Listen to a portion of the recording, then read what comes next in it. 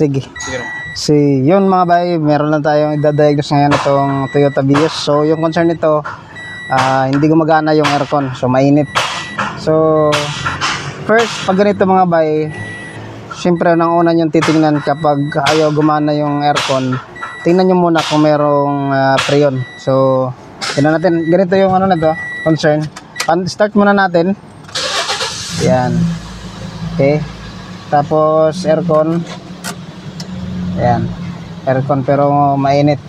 So pansin din natin pag in-aircon natin, wala. Dapat may maririnig tayong clicking sound, tick, pag nag-aircon ka. Ibig sabihin no, nag-engage yung compressor.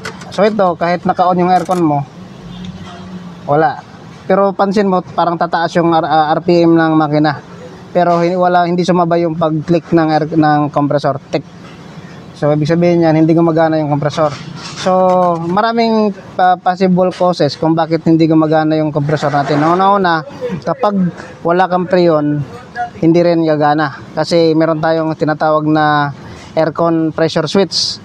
So kapag nadidetect niya, kapag wala kang preyon, dinidisable niya yung compressor natin. So unang-unang titingnan natin dito kung meron siyang preyon. Okay? So pangalawa, kung meron siyang preyon, dapat gagana ang kompresor. So kung hindi siya gumagana, kailangan natin i-check yung electrical side, yung supply ng kuryente papunta doon sa kompresor. So ngayon titingnan muna natin yung preyon. Okay?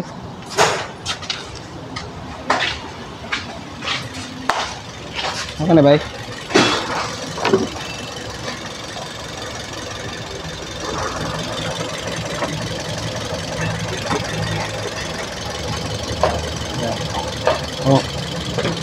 Pataas nga eh. So ibig sabihin mayroong preyon mga bay. Ayan. So ang tanong, bakit hindi gumagana yung compressor natin? So dapat meron siyang dapat nag-click na sana siya, gumana na sana yung compressor natin. Ito yung compressor natin. So pansin natin diyan. Ayan na. Ito. Dapat pag-on mo ng aircon, sasabay pag-ikot itong magnetic clutch natin. Pero ngayon wala. So next natin gagawin dyan, check natin yung kanyang voltahe papunta dito. Okay, so kuha lang ako ng tester. Okay, so gamitin natin tong bagong bili natin na power scan. So ito yung pan-tester ng mga electrical components natin. So check natin kung maganda ba to. So para masubukan natin. So ito yung nasa loob. Ayan.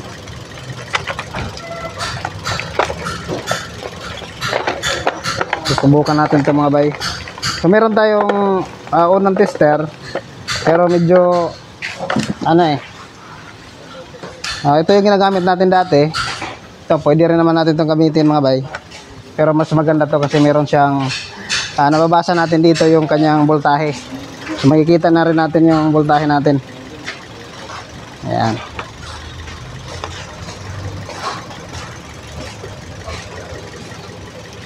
Medyo mahaba to, maganda. Mahaba. So, pasak lang natin dito. Ano ba to? Yan. Hindi naman to. Yan, positive. Meron siyang positive. Battery.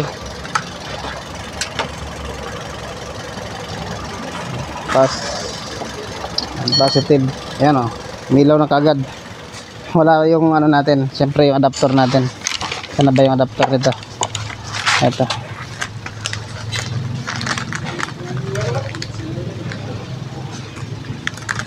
Yan, yung pang-tuslok natin mga bay. Ito yung patuslok. Yan. So, ayan, makikita natin yung zero voltage. So, check natin dito sa battery. Dapat may mabasa tayo dyan. 13 volts. Yan, dito. Zero kasi ano siya, ground. Okay, so ngayon naka-on yung aircon natin doon, so dapat meron tayong mababasa dito na 12 volts. So kung meron tayong mababasa na 12 volts dito, ibig sabihin yung magnetic clutch natin yung may problema.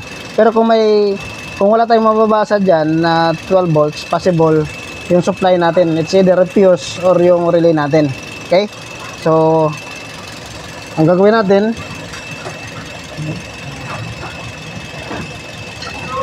tanggalin lang natin muna yung connector.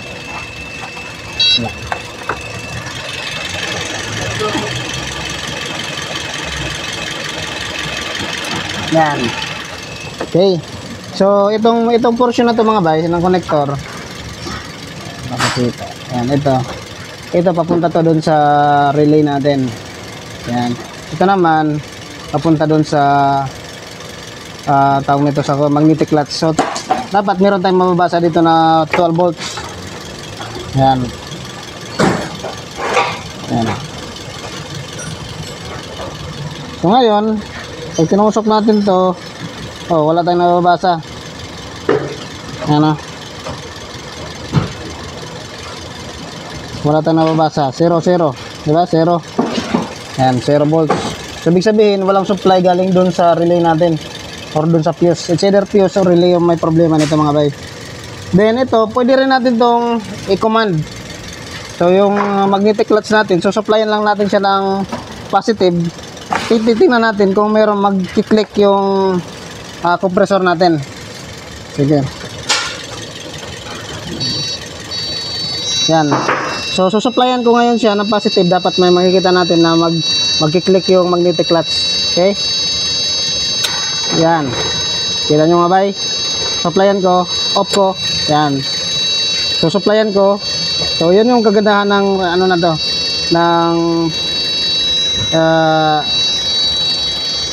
Ng tester na to kasi pwede natin siyang supplyan mga bay. Yan o. So, supplyan ko. Pipindutin ko lang tong positive na switch natin.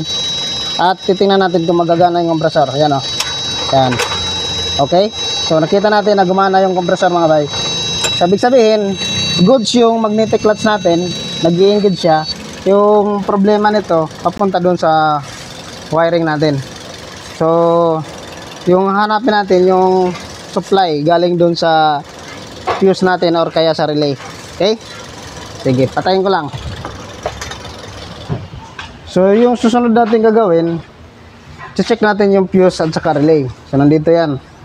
So, hanapin lang natin, meron naman yung kung ano siya. So ito, ayan, clutch, magnetic clutch. Itong ano na to, itong relay na to. Tapos ang compressor, saan ba yung compressor dito?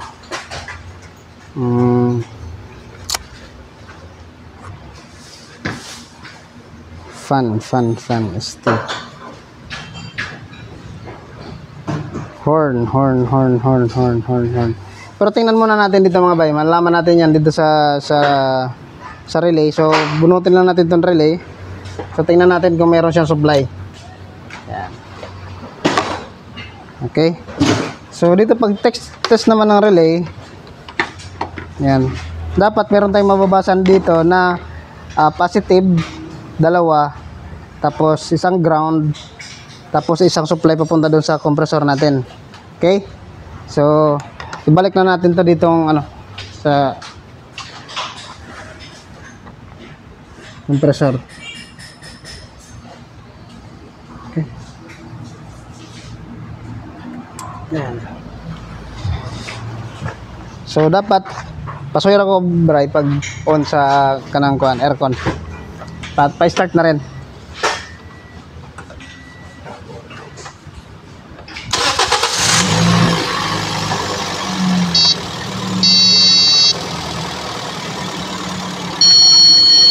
Yan, meron tayong mababasang isang positive. Yan, positive meron. So, meron so kompleto yung positive. Dapat merong isang ground. Yan, ito ground to. Ito papunta yan sa it's either papunta doon sa ano ba to?